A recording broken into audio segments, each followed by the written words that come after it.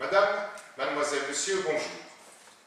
Dans ma précédente vidéo, où j'ai rêvé que je disais tout ce que j'avais sur le cœur à François Hollande, je m'étais engagé, devant vous qui l'avez visionné, à contacter les responsables des armées, de la gendarmerie, de la police et de la justice.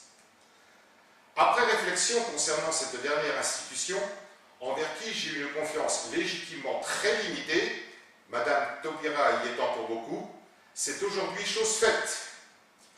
Accompagnant la vidéo, 6 courriers recommandés adressés personnellement à messieurs Pierre de Villiers, général d'armée, chef d'état-major des armées, Bernard Rogel, amiral, chef d'état-major de la marine nationale, Bertrand Rachmadou, général d'armée, chef d'état-major de l'armée de terre, Denis Mercier, général d'armée aérienne, chef d'état-major de l'armée de l'air, Denis Favier, général de la gendarmerie nationale, et Jean-Marc Calfon, directeur général de la police nationale, sont partis le 11 juin 2014. Tous ont été réceptionnés. Le sort en est jeté. Pas de haine, pas de rancune inutile. Juste un état d'esprit déterminé en ordre de marche, un moral en formation de combat. Certes, de la colère maîtrisée, en aucun cas du renoncement, devant les déclarations de Manuel Valls, les musulmans sont une chance pour la France. Et Jack Lang, Paris est une sorte de capitale arabe ou orientale. Tous les responsables qui ont eu la gestion de la France en charge et qui la livrent, la brade à l'étranger, devront rendre des comptes. Si, depuis le 25 décembre 496, donc depuis plus de 1500 ans, la France est la fille aînée de l'Église, elle ne sera en aucun cas l'enfant illégitime de l'islam.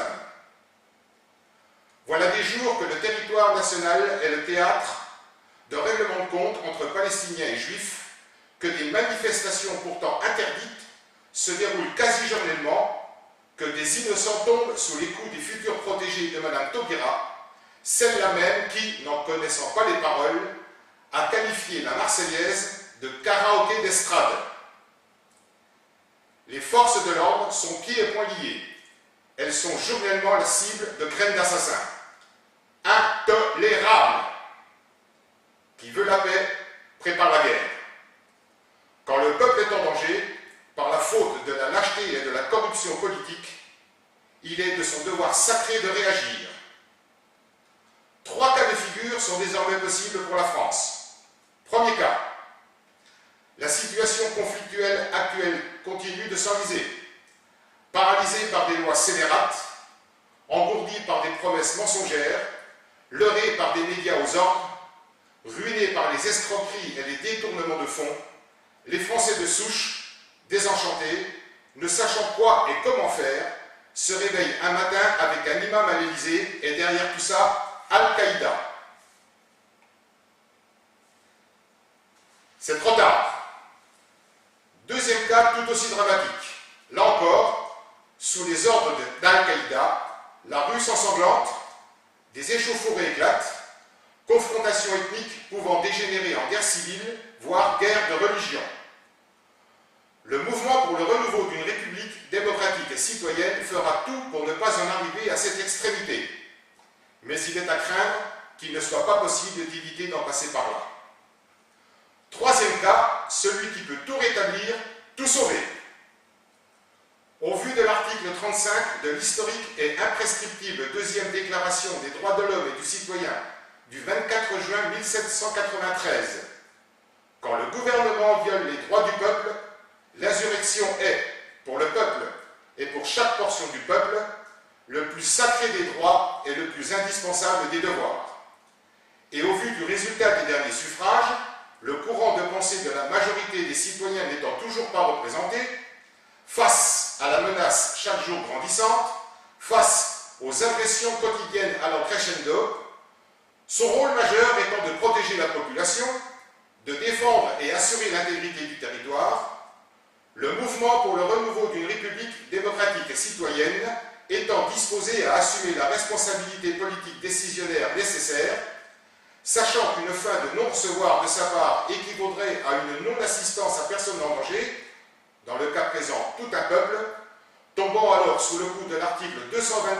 6 du Code pénal, le mouvement pour le renouveau d'une République démocratique et citoyenne, disais-je, appelle officiellement l'armée, appuyée par la gendarmerie et la police nationale, à déposer l'ensemble de l'exécutif avec assignation en résidence, y compris M. Hollande, et assurer l'intérim jusqu'à l'organisation de nouvelles élections présidentielles et législatives. Le mouvement pour le renouveau d'une République démocratique et citoyenne exige la dissolution du pouvoir législatif, Assemblée nationale et Sénat, de nouvelles élections législatives à la proportionnelle étant organisées, afin que le peuple puisse enfin s'exprimer démocratiquement, la dissolution du Conseil constitutionnel et la formation d'un nouveau Conseil, l'assignation en résidence des responsables syndicaux, la révocation des membres de la magistrature qui ont failli à leurs devoirs, conservant précieusement les magistrats qui ont fait preuve d'intégrité. C'est une nécessité absolue non négociable pour porter le bien fondé de l'action au crédit de l'histoire. Tout comme les élections libres, l'insurrection justifiée encadrée confère la même légitimité. Il ne peut être question, là, d'atteinte à la sûreté de l'État. Durant l'intérim, avec le temps nécessaire, 3 actions capitales, militaires, sociales et financières, seront menées simultanément. À propos de l'action militaire, le général Bertrand Soubelet, sanctionné par le pouvoir actuel pour avoir refusé de mentir, nommé conseiller national, se verra confier la partie pénale de cette opération. Un cabinet composé de magistrats antiterroristes lui sera adjoint. Des tribunaux d'exception seront créés pour la circonstance avec jury populaire. Dans le cadre de l'action sociale, Mme Marine Le Pen sera appelée à assumer la fonction de conseillère nationale et la supervisera.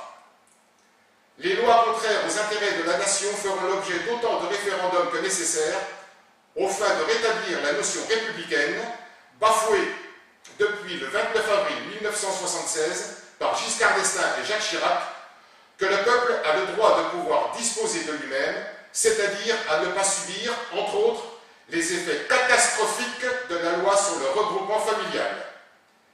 Mais cette loi va servir au renouveau de la France, le plus légalement du monde. Quel qu'il soit, celles et ceux qui en ont profité sont loin de s'imaginer que cette loi va se retourner contre eux. Concernant l'action financière, la méthode préconisée étant déjà couchée sur papier, M. Renaud Van Ruymbeck sera nommé conseiller national et la supervisera. M. Antoine Gaudinot, auteur de l'enquête Impossible, prendra la direction des enquêtes. Préférant depuis des décennies un ordre imparfait au désordre, notre choix de civilisation qui couvait depuis 1981 est fait.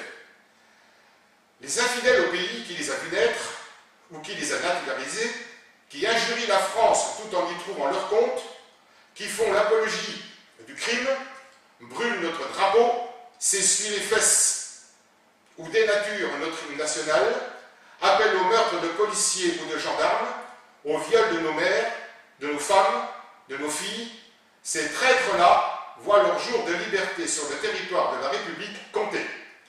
C'est l'un de nos engagements. Constatant journellement la colère et l'indignation sur les réseaux sociaux, ne cautionnant pas les insultes stériles, même si nous les comprenons, observant que des dizaines de milliers d'internautes s'expriment, laissant entrevoir que ce sont des millions de Français qui aspirent au retour de l'état de droit, mais ne savent comment fédérer cet espoir, que celles et ceux qui partagent notre vision de l'avenir de la France nous rejoignent. Pas de cotisation, juste à se faire connaître par email ou SMS. Des fonctions républicaines seront bientôt à assumer. Nous savons qu'il y a parmi nous tous des femmes et des hommes parfaitement aptes à assumer ces futures fonctions. Nous rappelons qu'il est parfaitement inutile de créer une 6e République si c'est pour retrouver à ses commandes celles et ceux qui ont souillé, déshonoré la 5e. Ça ne sert strictement à rien, sinon à nous affaiblir encore un peu plus. Chacun connaît cet adage, chassez le naturel, il revient au galop. Il faut faire table rase de tout ce qui pollue le quotidien des Français et repartir sur des bases saines pour notre pays. Nous voulons refondre la France en tenant compte des dérives qui l'ont mise dans l'état de délabrement actuel. Le travail à réaliser est colossal, mais c'est encore possible aujourd'hui. C'est juste une question de volonté salutaire, une question de salubrité publique. Ce ne sont pas les frontières qui sont la meilleure défense d'un État, c'est son peuple. Existant depuis bientôt 10 ans, le mouvement pour le renouveau d'une république démocratique et citoyenne devient le déclencheur de la reprise en main de notre destinée. Les événements commandants, après avoir pris certaines précautions quant à notre décision de diffuser cette vidéo, je mets personnellement le solde de ma vie au service de mon pays. Beaucoup étant dans la même situation que nous, ce ne sont pas les pays amis et alliés qui nous contrediront. Contrairement à Mme Taubira, un vrai Français connaît les paroles de la Marseillaise. Le jour de gloire est arrivé,